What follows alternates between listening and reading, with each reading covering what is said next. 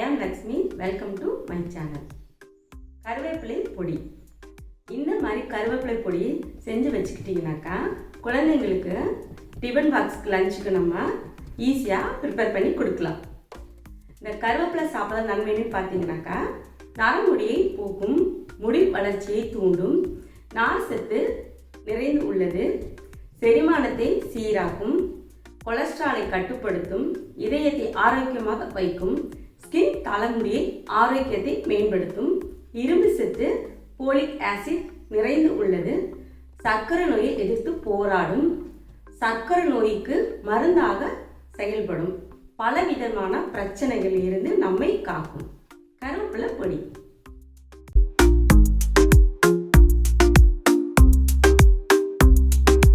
கருவேப்பிலை நல்லா அலசி தண்ணியே இல்லாமல் நல்லா ட்ரை பண்ணிவிட்டு வெயிலில் நல்லா காய வைக்கணும். இந்த அளவுக்கு காய வச்சு ஒரு 3 கப் அளவு எடுத்துக்கணும்.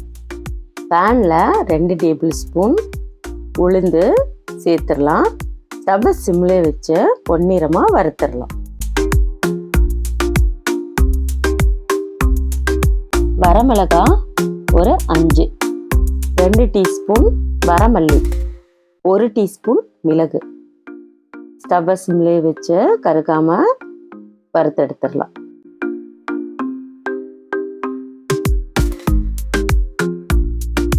காய்ந்த கருவேப்பிலை 3 கப். இது பார்த்தீங்கன்னா தீஞ்சிரும். அதனால ஸ்டவ்வை எவ்வளோ சிம்ல வைக்கணுமோ அவ்வளோ சிம்ல வச்சு நம்ம லைட்டாக வறுத்தாவே போதும். ஆல்ரெடி நல்லா காஞ்சதுனால. புளி பாருங்க, இந்த அளவுக்கு எடுத்த போதும் கொஞ்சமாக அதை நல்லா பிச்சு பேனில் நல்லா வறுத்துடலாம்.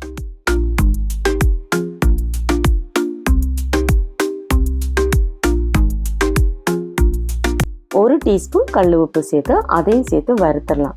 இந்த கல் உப்பு ஏன் சேர்க்கணும்னு பார்த்தீங்கன்னா அந்த பொடி கெட்டு போகாமல் இருக்கும். அதனால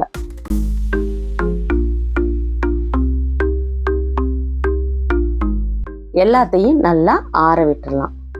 ஆறிடுச்சு மிக்ஸி ஜாரில் சேர்த்துடலாம். கொஞ்சமாக பெருங்காயம் சேர்த்து கொரப்பாக அரைச்சி எடுத்துடலாம். இந்த அளவுக்கு பாருங்க.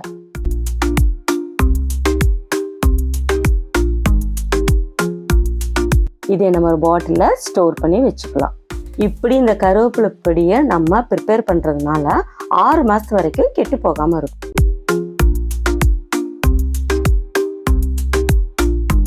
கருவேப்பிலை பொடி செஞ்சாச்சு. இப்போ கருவேப்பிலை பொடியை வச்சு எப்படி நம்ம சாதம் செய்யலாம்னு பார்க்கலாம். தாளிக்க நல்லெண்ணெய் சேர்க்கலாம். நல்லெண்ணெய் தான் டேஸ்ட் கொடுக்கும். 1 டீஸ்பூன் கடுகுளுந்தம்பருப்பு, 2 டேபிள் ஸ்பூன் கடலைப்பருப்பு, ஒரு 2 வரமிளகாய், கொஞ்சமாக கருவேப்பிலை சேர்த்து ஸ்டவ்வை சிம்லேயே வச்சு நல்லா வதக்கிடலாம்.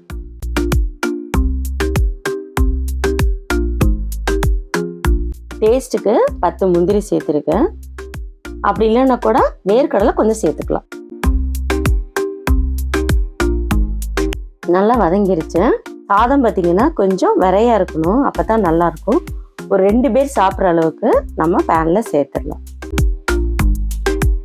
கருவேப்பிலை பொடி 3 டீஸ்பூன் சேர்த்துக்கலாம். கொஞ்சமாக உப்பு.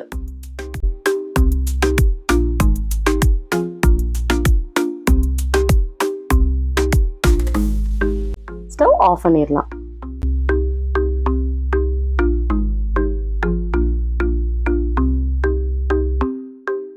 மணக்க மணக்க கருவேப்பிலை பொடி சாதம் ரெடி.